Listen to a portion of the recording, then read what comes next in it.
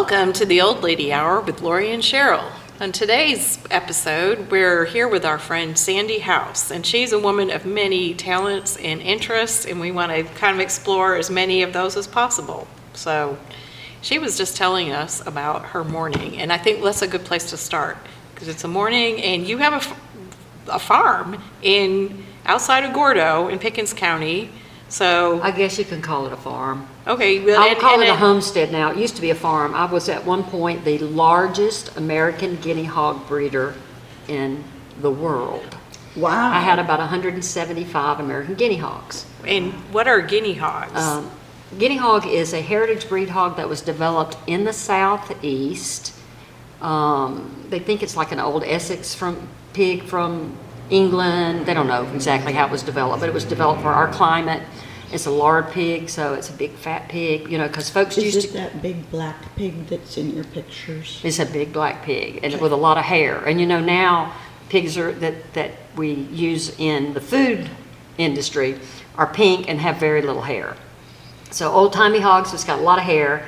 It's got dark skin because it lived outside, and it's docile like a dog. Oh, wow. Because they fed them with the dogs. They threw scraps to them or whatever, and they just kept them. So they developed these really nice personalities. You can pet them on the belly, and pigs are really smart too. But the reason I was the biggest guinea hog breeder in the world was because I had a boar named Sirius Black who had a serious girl problem, and it didn't matter. I could put him in Fort Knox. And one time I went on vacation. My sister Sherry Warner kept the farm for me. She's my farm sitter. And she sent me a picture of Sirius Black just passed out with his head in a water bowl. And she said, "I think he's sick." I said, "Where is he?" She said, "Well, he's in with those 12 pigs." Uh-oh. Uh-oh. I said, "Okay, 12 times 8, that's 96. Yeah. So anyway, he was very, very prolific. And he now lives at Econ which is the eco village that the Muskogee indigenous people who live really close to on the Coosa River in Wilgufka is where they are. Okay. And so he's there now. And guess what? As I told Marcus Cloud Briggs, who's my contact there, I said, "You're going to be the biggest guinea hog breeder in America if you don't put that pig in a fence." So last time I was there, he had a lot of pigs. Anyway, I only have 3 boys now. Okay. So no girls. So unless there's some kind of immaculate conception appears out of nowhere, there will be no more pigs. I'm cooperating with a girl who also makes soaps and lotions and stuff, and the lard is good for everything. Let's just put it that way. Back in the day when they didn't have refrigeration, they would take the lard from the hog, and they would take those big giant ceramic crocks, and they would line the interior with lard like 2 or 3 inches thick. They pack their raw meat in that and seal it because lard does not go bad. Put it down in the root cellar, and you could keep your meat without refrigeration. Wow. And then of course you could use it to start fires and to cook with and to make lotion and to make, so. But now folks think of pork as the other white meat, and this, it's not the same. Yeah. And part of the reason why I got to the point where, well, I had a lot of them, and it was a little bit easier to process them. But when you get down to it, they're more like dogs. Yeah, so they're more like your pets. Yeah, they become, so I'm really, they got down to like 50 in existence at one point. Oh, my. They were that rare. They're on the... Well, Sirius Black did a good service. Yeah, then. he was trying his best to bring the breed back, for sure. But they were on the Livestock Conservancy's critical list. They came back to about 2,000 or 3,000. And the last I heard is that they were starting to get critically endangered again. It's a very slow-growing hog. It's only good for a homestead. It's not good for commercial production, although they'd be great for charcuterie and stuff. But folks who do real, big-time farming, it takes them 2 years to be big enough. Sure. They're slow grower. Okay. But they don't eat as much because they eat, acorns and stuff like that. They're really good foragers. But anyway, so this morning I had a pig in the goat pen and who squeezed in about a 6-inch. They will do anything for food. I tell people, because they're so tiny when they're born, they're like 2 pounds. And people go, oh, I want one for a pet. Right. Like, you don't understand. In 2 years, this pig's going to be 350 pounds. Right. And if there's a peanut under your sofa, it'll push the sofa out the window to get that peanut. I mean, they literally could turn a car over for. They are food oriented. They're very food oriented, and they have very low center of gravity, so they can Yes. turn over anything. Yeah, You know. yeah. We had my daughter had a dog like that, Coco, who was part lab, and she was extremely food oriented and yeah. huge, so she would do anything. Right. Right. But she was also tall, so she could get any counter. Oh, counter surfers, yeah. I had a Rhodesian Ridgeback, and it was a notorious counter surfer. I had gone to, I think I'd gone maybe ridden on a bus to go see the Auburn women play basketball. And I had made barbecue sandwiches for everybody on the bus, because I knew most of the people who were going. And I had left a crock pot full of the leftover part when you pull out the pulled pork on the back of the stove. And when I got home, that crock pot was licked clean. You would think it went through the dishwasher like 10 times, but there was a dog laying in the middle of the floor upside down like, so yeah, Yep. food oriented, yeah. I'm kind of food oriented too, though. Well, yeah, we are. We don't have to work as deceptively, maybe. So you have goats, and I have. and you do a dog and cat rescue, is that? Well, or people decide to dump dogs. They're like, oh, dirt road, we must be in the country. This will be a great place to put out the dogs. So I have rescued, along with a friend of mine, Carol Alderman, who has a true rescue group, probably 60 dogs in the last 3 or 4 years. Oh, my. Puppies. Yeah. And so what I've really become is if she has a mama that's about to have puppies, that's my favorite, is just to have the mama, take care of the mama, and get those puppies adopted. I have 13 puppies at my house right now, along with, as I call them, my crew of misfits. It's like the island of misfit toys. Yeah. Those are the dogs that aren't adoptable. They end up staying with me, right? Because I'm like, well, that one goes, it's coming back because it chews up stuff, and that one goes, it's coming back because, Right. So I have a handful of my own that, and cats too. I mean, cats get dumped out there too. So so it's like a zoo. I think that's what my footstool says. I mean, the pad outside my door, the mat outside my, when I say footstool, the mat outside my door says, just so you know, it's a zoo in here. Okay. So when you go in the house, just be prepared. you're ready. Well, you have a big heart. Well, at my house, dog and cat hair is a fashion accessory. Okay. Yeah. Right. That is, there's a woman who does some social media. It's kind of blowing up a little bit, but she's founded the We Do Not Care Club. Oh, I've seen Have you that. seen that? I Yeah. love her. I'm glad she's being successful. Right, and so that could be one She's of the, exactly we do right. not care We do not if care if we they're, have a dog and cat. that Yeah, is that's fine, right. that's just part of it. Yeah. So We don't that- care if you don't like it. That's good. Yeah, she's So- doing great. So Love in that. in addition to like your day job as a math teacher, a math Yes, professor, this next fall will be 40 years. 40 years. 40 years. I started in Tuscaloosa teaching, and now I'm teaching across the street from where I started my career. So Oh, it's wow. like I've come back home. Wow. And I would love to retire next year, but I don't know. It depends. I'd like to have money to rescue animals and stuff. Right, You know, right. And if I retire, won't have as much money. So, plus I love the job. I love the kids. I love the subject matter. People. It's so funny. I once had a friend or a roommate that was. She was the director of advertising for the Braves, and I'm a math professor, right? So we go and we'd see people out, and they say, well, what do you do? And she would say, well, I'm the director of advertising for the Braves. And people would go, wow, love it. And they'd say, well, what do you do? And I'd say, I'm a math professor. And they go, oh, I hated math, you know. So it's not a job that a lot of people think is fun, but it is actually kind of fun. I love dealing with the kids. it's like a lot of puzzle solving. It is, and it's a lot of logic and a lot of sequential. And I tell my students, you know, because they always ask, how are we going to ever use this, right? If we're doing the quadratic formula or something. I'm like, you're not going to ever use it. You're going to be a nurse. What are you going to be? You know, I ask them, no, you're not going to use it. I said, but you're going to have to think logically and follow a list of steps, and you're going to have to look at the numbers to see if they make sense. And so that it's teaching you a lot of stuff that you don't even realize it's teaching you. Right, it's foundational. And it's also, stuff. I hate to say it, but math is used in a lot of fields to weed out the people that Sure. won't do the work, Yeah. right? And you know, said competitive programs. and you started off interested in engineering. I did. Well, I found an article. See, I've got Oh, you're background. looking at my Georgia State article. Yes. Oh, Lord have mercy. I have to do a little research on that. I did kind of want to be an engineer, and it's funny because one of my roommates at the time wanted to be a math teacher. She became an engineer. She's retired, multimillionaire, done great, was vice president of one of these Southern Company things or whatever.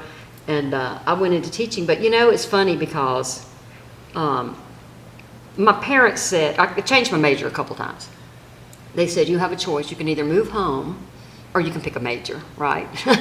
So I went to my roommate at the time with the college catalog and I said, my parents say I'm going to have to move home if I don't pick a major and quit changing. And so she looked at the catalog and she said, man, and my transcript said, you've taken a lot of math. You could just teach math. I said, well, I don't know.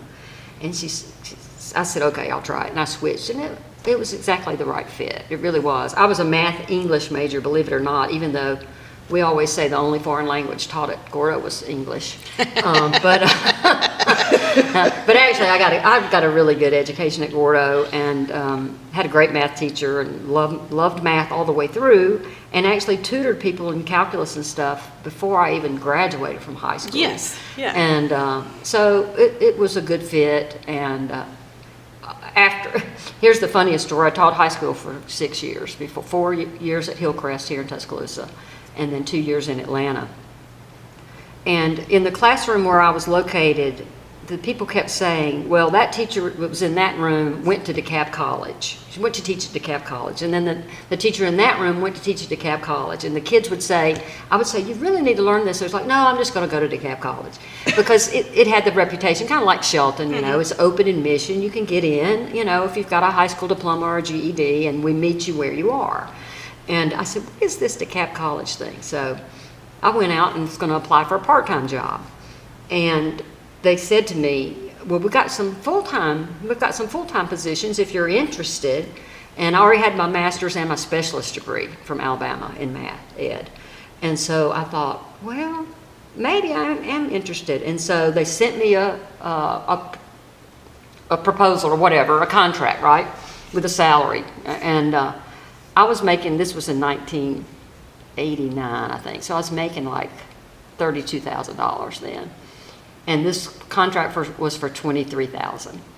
And I called up the vice president who was on the letter and I said, any chance your secretary is dyslexic and got these numbers backwards? Because I'm making, she said, well, let me go see what I can do. She came back and she said, 23.5. And I said, okay, I'll take it. Okay.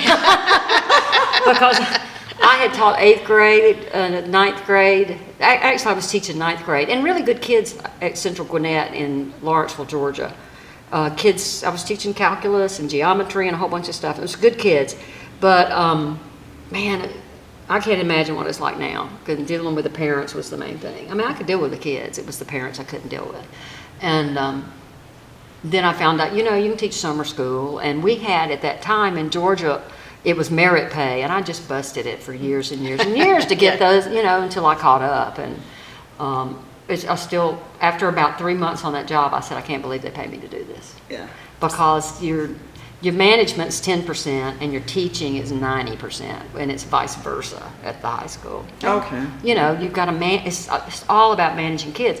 And that's fine, and the people who do it are gifted, who can do it. They are. Honestly, they should be paid a lot more than we're paid at the community college, because we don't have to put up with that stuff. And it's so funny, they walk through our doors and they know they don't have to put up with that, Right. that we're not going to put up with it. And they, although I did have one parent kind of after me this week, but that's another story. And for reasons I can't talk about it. Okay, that's right.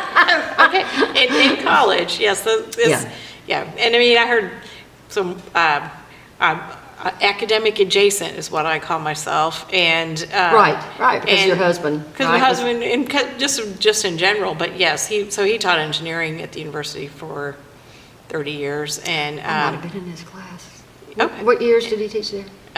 86 until 2016. That was the year before I abandoned. Yeah. I abandoned in 85. He was in engineering. He was in chemical engineering. Right. So yeah, That's great. So yeah, it was a very different place when we started here.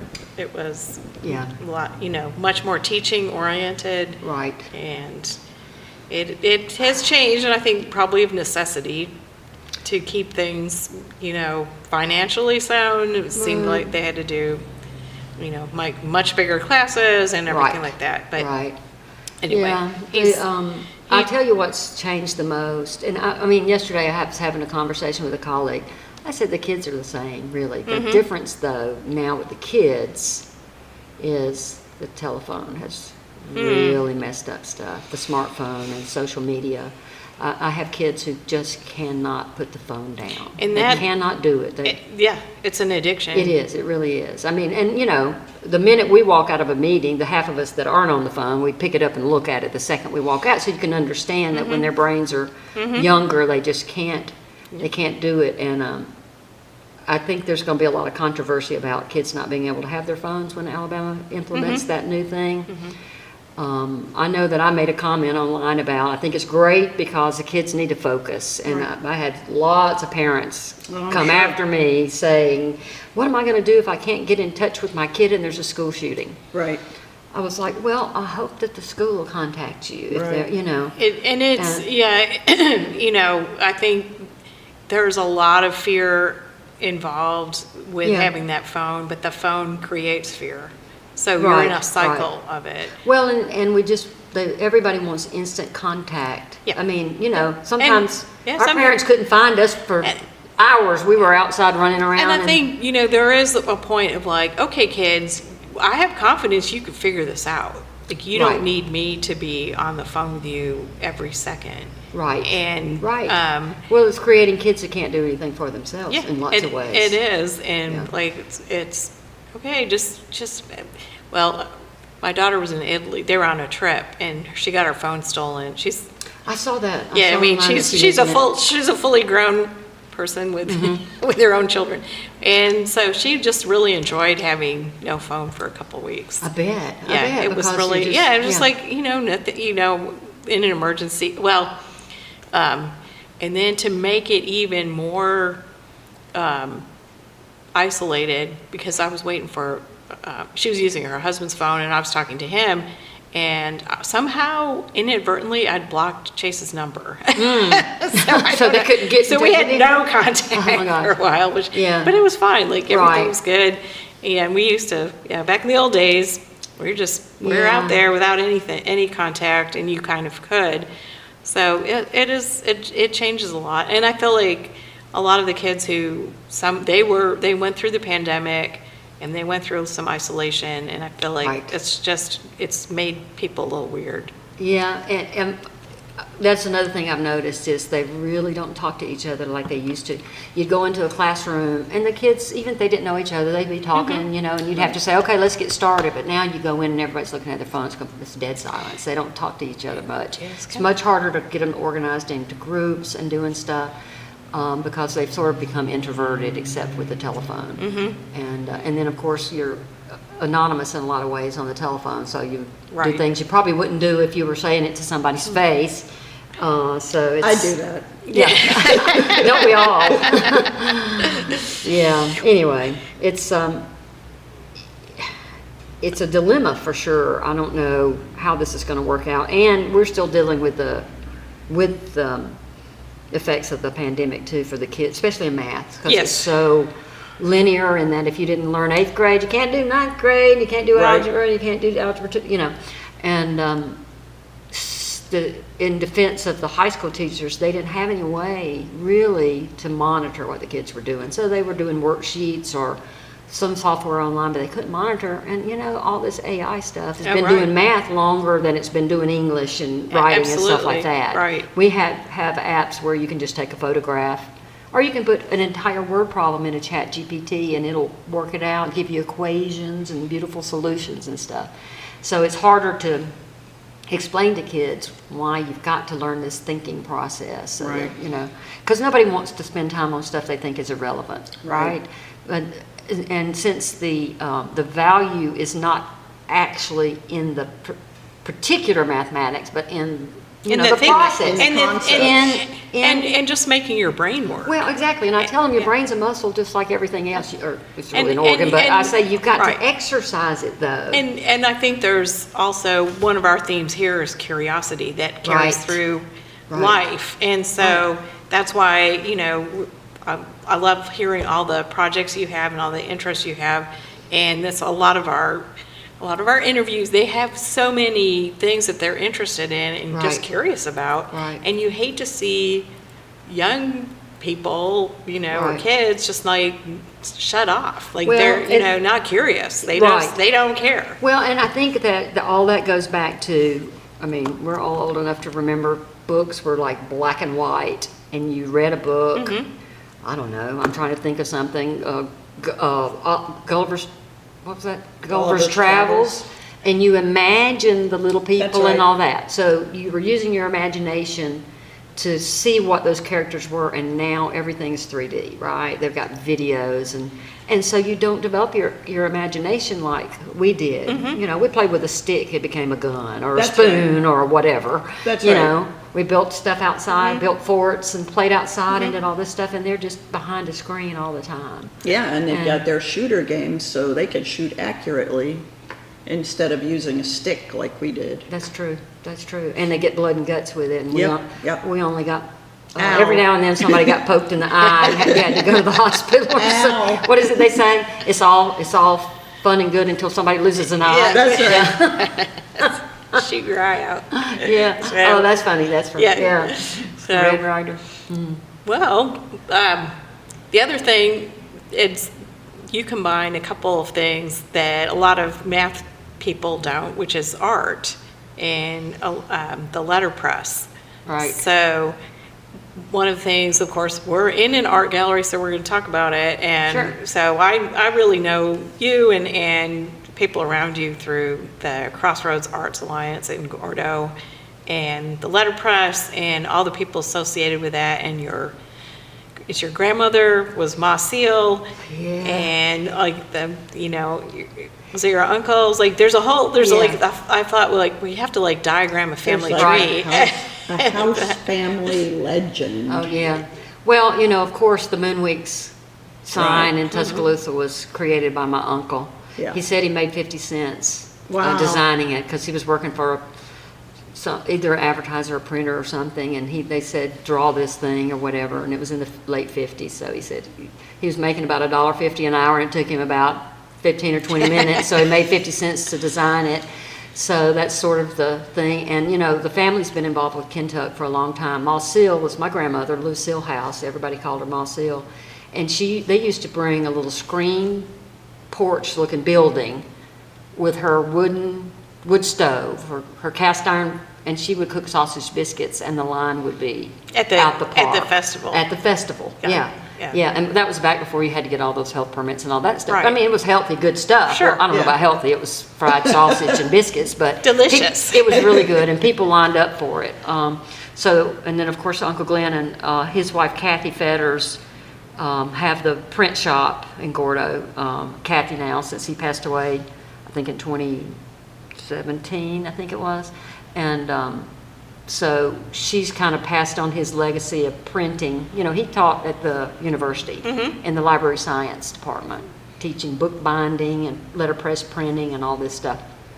And really precise printer. You've got those bottle prints that he Yes. did where he Yeah. hand lettered all of those fonts. Right. Okay, I can't even, I don't have the eye for that, but I always thought that art was like three things. It's beauty, right?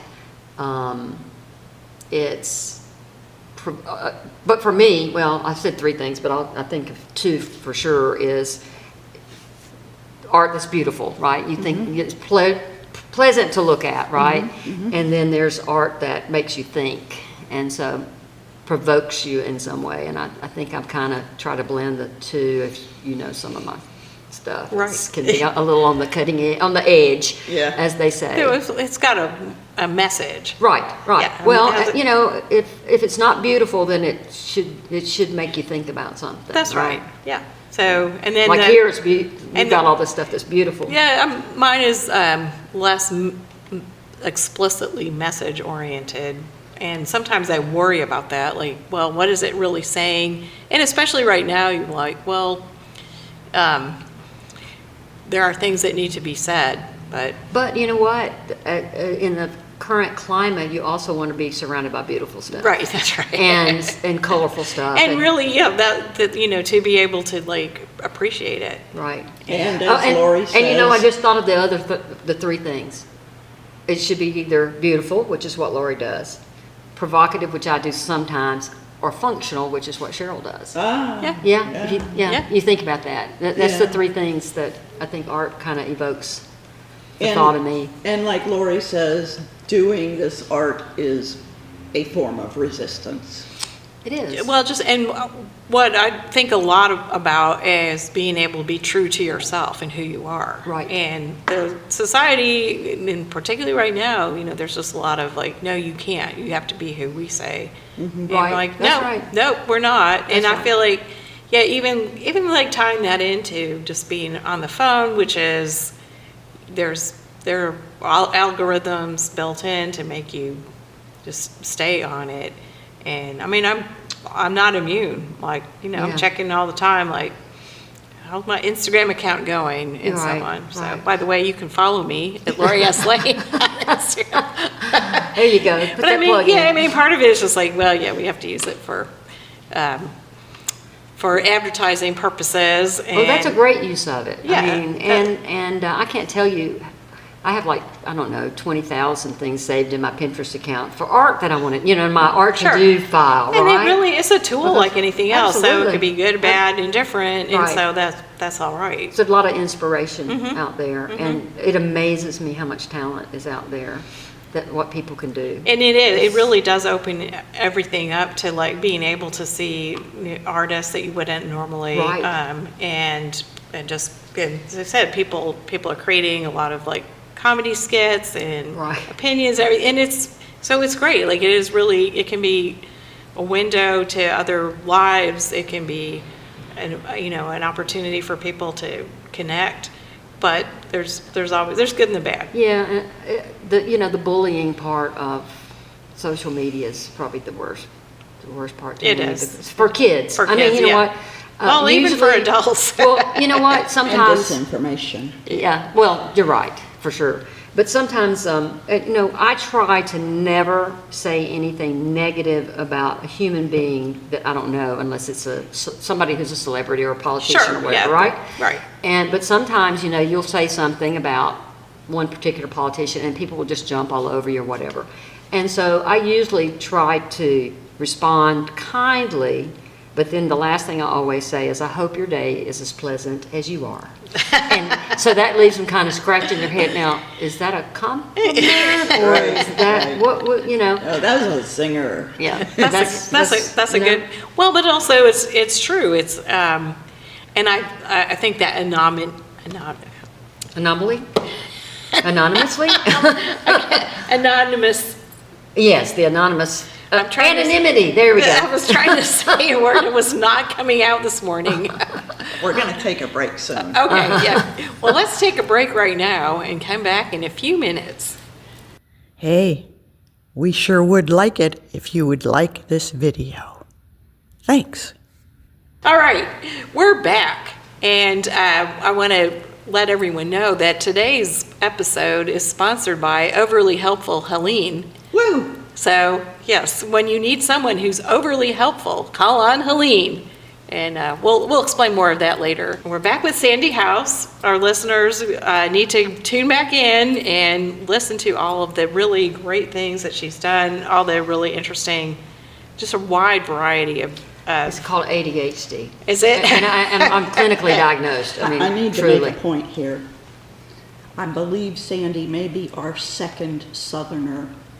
Native Southern. Okay. Well, That's right. we're You mean on the podcast? yes. Well, we're You can't tell I'm from the South, though, can you? No. Not at all.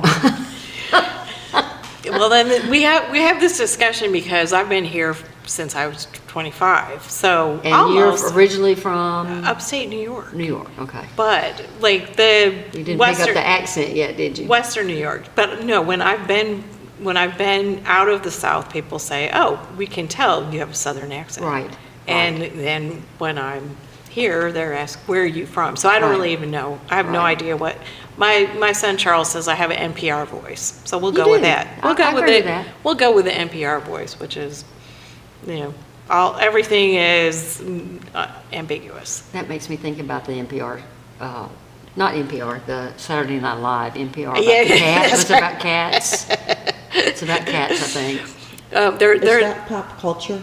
this pop culture. That's right. Do y'all stay away from pop culture? No, we love it. Well, the joke is that I know lots of it, and Cheryl Cheryl knows doesn't know much. any, and so I'm always saying. Yesterday, in fact, we were talking about the current political situation, and I said something about they're going to weekend at Bernie's it. And she didn't know what that was? No, or our friend Steve Davis. I wish they were. No, I shouldn't say Yeah, that. yeah. Take that back. Take that back. Well, and so, yes, Steve also didn't know. So, yeah, I had to go, and it's actually a movie I've never seen. But, Really? But I knew about it. I knew what it was. Yeah. That's right. Yeah. We're pop culture enthusiasts.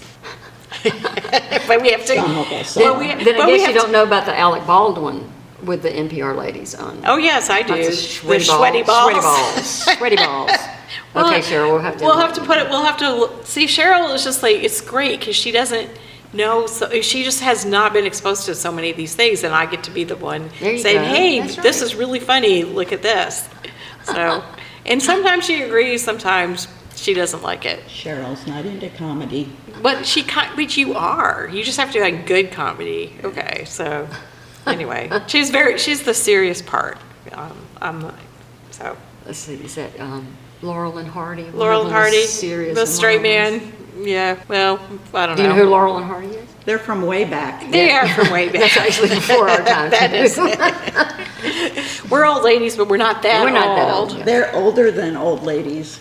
They are. So, yeah, well, and what gets determined old is now, I mean, it's shocking to me to think about, and you must encounter this with your students, how young they actually are.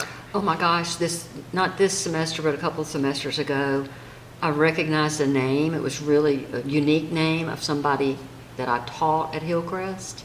And his first name was an R, and these kids' names started with an R and the same last name. And I said, you wouldn't happen to know so-and-so, would you? And they were like, oh, that's our uncle. Oh, yeah. And I was like, oh, no, I've been doing this for too long now. When you're teaching kids of your kid, you're teaching kids of your kids. Yeah, and that, Right. yeah, Alan would often, I mean, he taught the kids. I don't think he went to the grandchildren yet, but we're almost at that point. And even I see like parents of students, and they come into the studio, they're, visiting, looking at art, which is great, and I'll look at them and think, wow, they're young. They're the parents. It's kind of off the subject, but speaking Yeah. of young, I recently sought out the help of a therapist, and really young person. And she said, well, why did you choose me? Because it's in Birmingham. And I was like, well, I know a lot of people in mental health in Tuscaloosa because all of my family has worked at Bryce. And I said, so I just wanted to, get out of the community. And she said, anything else? I said, yeah, I said, I picked you because you're young and I don't want to have to change doctors again and again. Because all of my doctors are retiring, so everybody's got to be like 40 and younger. Right. Because I want you to live long enough to see me through all these crises before you retire. That's a good way to look at it. Yeah. I mean, I haven't thought of that. So So no, it has nothing to do with your credentials. it's just like Or references. you're not That's going to right. retire No, none or of that. suddenly die. None of that, yeah. That's good. Yeah, that's right. That's good.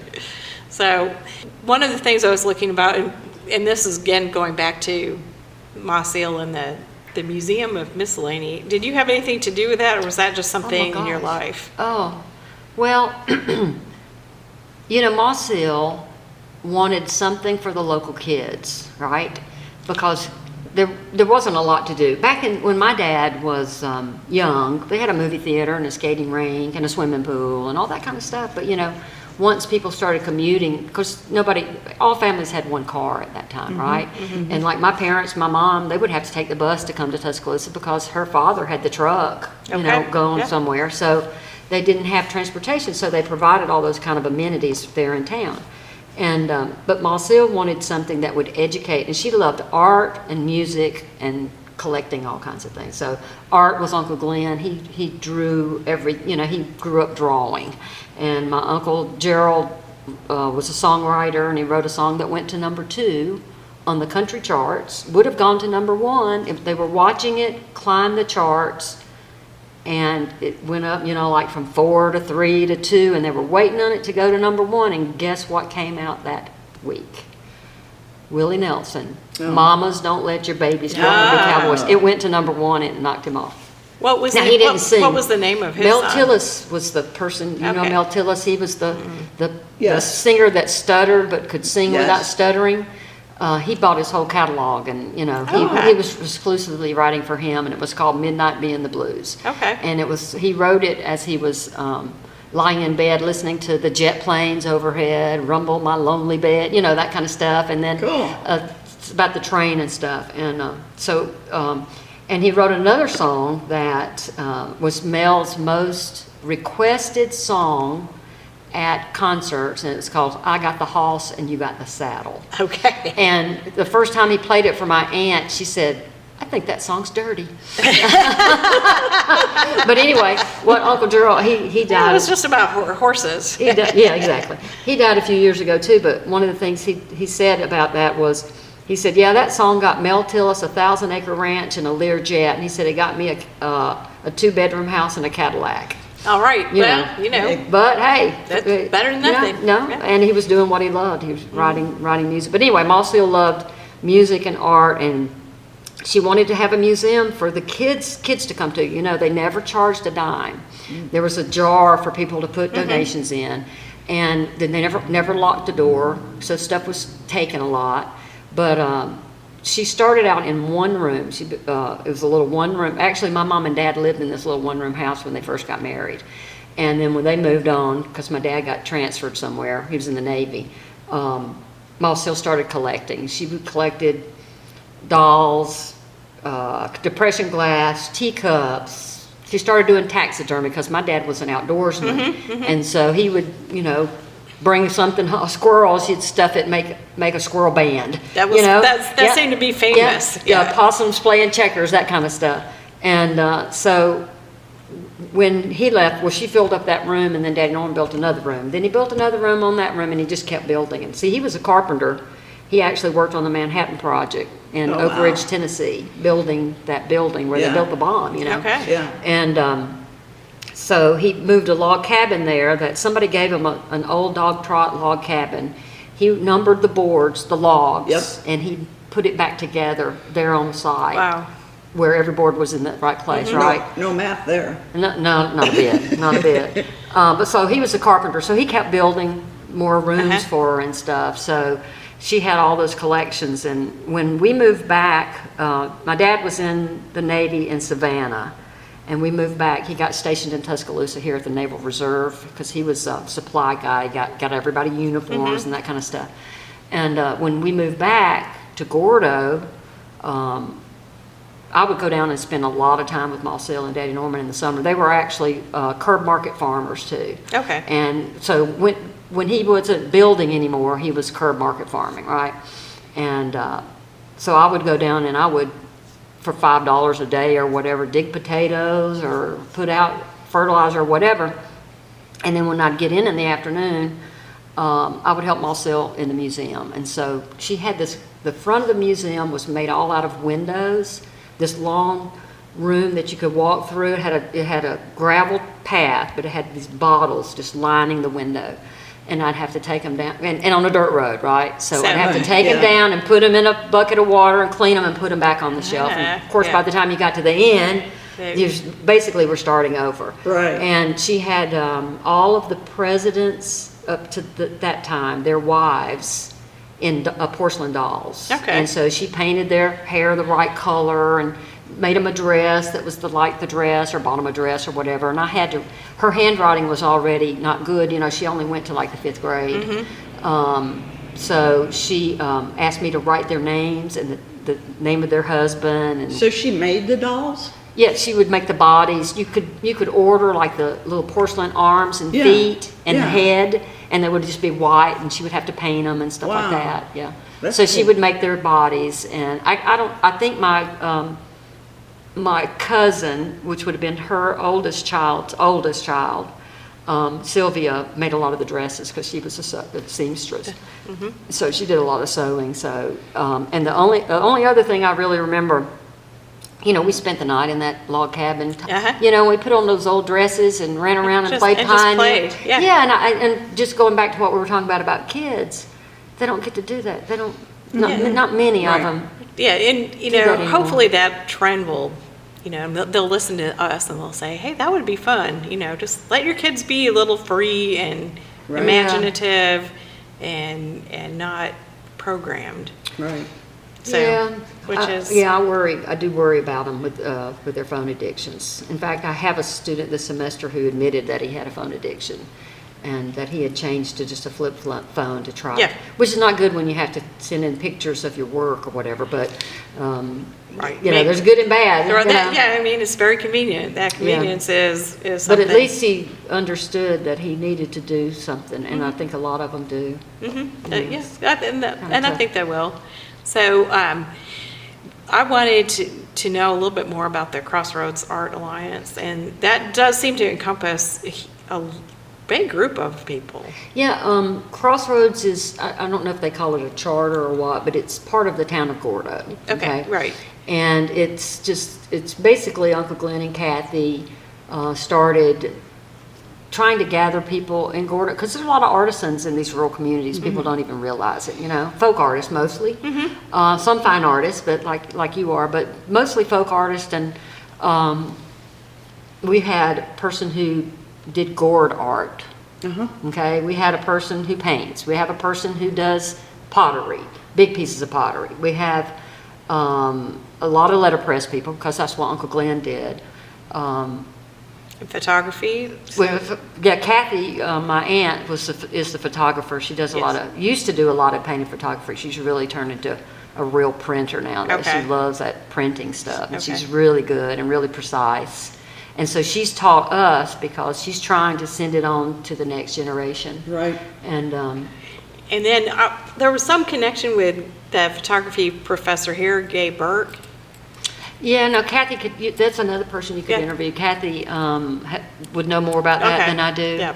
But yeah, we've had a lot of people used to come to the museum and be inspired. I think that, You know, that was, yeah. it seemed, I remember when I first moved here, people Yeah. would talk, I never went, Yeah. which I regret, but, We have a little small commemorative museum now in downtown Gordo. We only open it like twice a year, Mule Day, Sure. and usually on Veterans Day. Yeah. But it will give you a taste for it, so you'll have to come sometime when Yeah. we have it open again. and I mean, I really like the idea of a group of artists, and actually probably inspiring other people to do more art. Well, and that's really what we're trying to do there in Gordo, because Kathy has the print shop, and she has what they call the gallery, which is where she did a lot of her photography work and stuff. But we used to have, we'd have an art night when there was a little more interest. There's not quite as much interest now. And then my cousin Butch is there. He's doing metal arts. He's got a big elephant out in the yard now that he's done, and a rocket and some other stuff. He's really talented when it comes to metal. And then, of course, we own the museum there, and where Butch does his metal arts. I bought it hoping to make like artist lofts, so we could have some folks come and do printing, really. Okay. Because they have had university students in and out of that print shop who are, you know, majoring in book In the stuff. book art. Yeah, the book arts. And there's been a lot of printers that, like Amos Kennedy, Amos was there for a while, and Right. he's really, really renowned in printing. and then Jessica Peterson was there. Yeah, so it's really Yeah. been like an incubator for a lot of It really, has, and anybody who went through there, of course, Uncle Glenn is not there now, but Well, they say when an old man dies, it's like burning down a library. It is. And he really had a lot of knowledge in terms of printing, and he was a very precise printer. His stuff was very well done. He might be looking down at me going, "Oh my God, I can't believe you're printing like that." Well, you have your own style. Sorry. Well, and my style is hurry up and get it done. Is what my style is. that's Okay. good, yeah. Just the knowledge, and Kathy retained all that stuff. She's got knows everything too. In fact, we were talking about we just bought or ordered the new. There's an update to the Vandercook press manual. Okay. Because presses break. They do. And you can't just call a press. Press mechanic to come in. Right. And so she knows how to take care of the presses and all that. And she was talking about this past Sunday. About us getting in there, and she could teach us how to oil it and do all this stuff, so we can keep those presses going. And how old is the letterpress you use? The Vandercook is from the 50s and 60s, but she's got one or two Washington hand presses from like the 1800s. Wow. It's really a printing museum Yes. in many ways. Yeah. She's got other kinds, little clamshells called a Kelsey. That's the one we take out to Kentucky. It's a little small one. Mm-hmm. It's got a little round plate in the front. I guess that's why it's called a clamshell, because it looks like that little round thing. Mm-hmm. So it really is a printing museum in there, and she's got so many cases of type and stuff. And I told her, I said, when I finally retire in a year or two, I want us to do university students again. That would be great. Have some more kids come out there And really, print. because you have knowledge that no one else has. And so, Well, in this location. In this You're location, right. right, yeah. And there's, Sarah Bryant, who's out at the university now, who's doing the printing. We know her well, and Kathy knows her well, and we'd love to do something with them again. Okay. Because we have access to a lot of presses, for one thing. I mean, we've got 4 presses that we're running. Kathy's working on one, I'm working on one, and my 2 sisters are working on them. So we're always printing something, Which is great. Yep. We have some of your prints here at the Lorrie Lane Studio, so Yeah, come on by. 2420 Gary Fitz Street.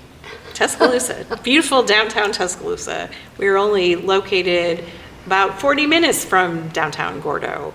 And from Birmingham. And too. from Birmingham, Yeah. you come from all over the world. I have a Glen House story. I mean, I'm Okay, sure great. there's Tell it. many. Love This it. this is just this one. It was, I think there was a reception. It was an art night in the old unrenovated Main Does it have to Avenue do with building. pickle pig feet? I didn't know it was just, it was, this was years ago, but he was there with Kathy, and I think it was a Crossroad Arts Alliance show or Right. something like that. And I think at that point, I was one of the studio artists, so I was there. You were right there in the front of the building, weren't you? On the, This was prior to that. I think the Okay. first time. Anyway, I was there. It was a while ago, and I felt this man come up from behind and just like give me this huge hug, and I was standing there like. And I turned around, he looked at me, and he said, "Oh, I'm sorry, I thought you were Kathy."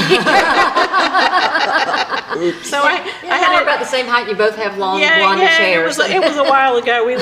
So I thought, well, I was very flattered that he, but also, I was thought, well, that was nice. I had a nice hug from. I thought that you were going to tell the story about, at art night we would all bring something for the refreshments, and he would always take pickled pig feet to try to get people to eat try them. that. So that's the story I thought you were going to tell. Well, then I have a Butch House story. In that one year, for some reason, they asked me to judge the West Alabama Juried Show, and this was probably, I'm going to say, like 20 years ago. It was a really long time ago.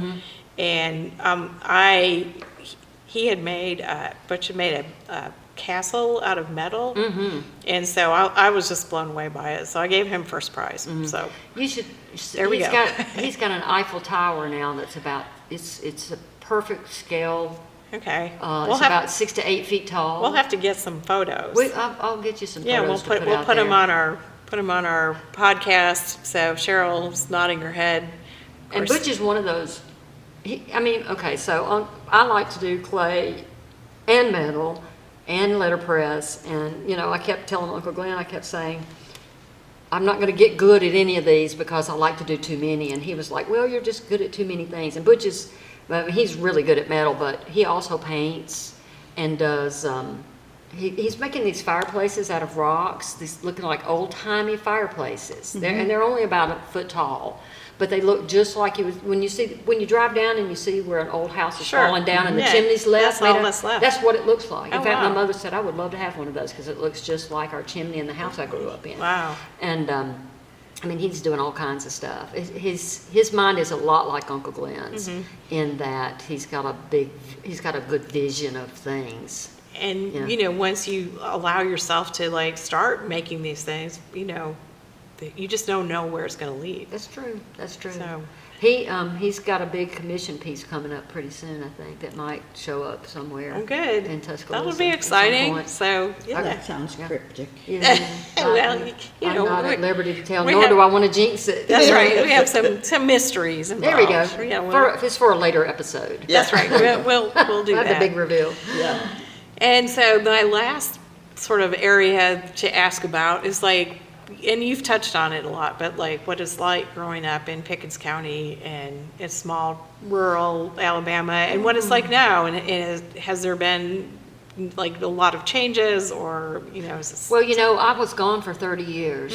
so you would be able to kind of see I that left a difference. in 88, I think. And actually, there's a lot less there now than there was when I mean, we had a shoe store. We had a grocery store on Main Street. We had a dime store. I think we had 2 gas stations. And now the bypass is going to go around Gordo. And we don't know what's going to happen. We really, you know, at some point, maybe when I retire, I can write some kind of a grant or something and do a maker space or something over there. But just like now, we had football. You know, of course, that was the highlight of the year was the football team. And so every fall, you know, from about 1st of August to December, because Gordo has always had a good football team, and they almost always would go to the playoffs and stuff. In fact, we won the the state championship the year I was in high Wow. school. Okay. And what's the population of your high school? There were 80 in my graduating class. Okay. And we're pre-K through 12th grade all on the same campus, Okay. basically. Yeah. Not in the same building, but Yeah. in the same campus. What Daddy Norman used to say, Daddy Norman was Ma Seal's husband, my grandfather. He used to say the population of Gordo is 1,500. It'll always be 1,500 because every time a baby is born, some man leaves town. So I think there are about 2,000 folks there now. It's still really small. I mean, there are goods and bads about small towns. Yeah. Everybody knows everybody's business. Right. And sometimes, you know, people will be nice to you when they see you at church, and then they're talking about you behind your back. I mean, this is a small town, right? Because everybody knows everybody's business. Yeah, I mean, I grew up in one in New York State, and Clifton Springs has about 2,000 people. They still do. They haven't. It really is remarkable to me because living in Tuscaloosa, you know, every day there's a new development, there's a new road. Right. It is, and Lots of growth. lots of growth. We had like 13,000 new people in the past couple of years. Right. And when I've been back to visit, it was like, wow, it's the same. Well, and you know what about the small town mentality is back in the spring when we had tornadoes, the tornado was like a mile from our house. Yes, that's right. But the moment that storm went through, there were men and women who came out of houses with chainsaws and, you know, so the mentality of help your neighbors at that moment. They're you know? really there. And so it's, you know, it's salt of the earth people. You don't always agree with them on every political thing or whatever, but when it push comes to shove, they're You're good there for each other. neighbors. Yeah, and they do turn out. Do you have a to good help. view of the stars at night? Oh my gosh, it's so quiet. If it weren't for the frogs and Yeah. the crickets, I'll tell you a frog story if we have time. Oh, we have time.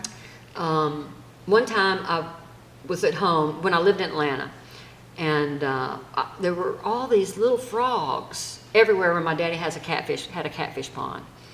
And I was like, I don't ever see a big bullfrog, but look at all these little frogs.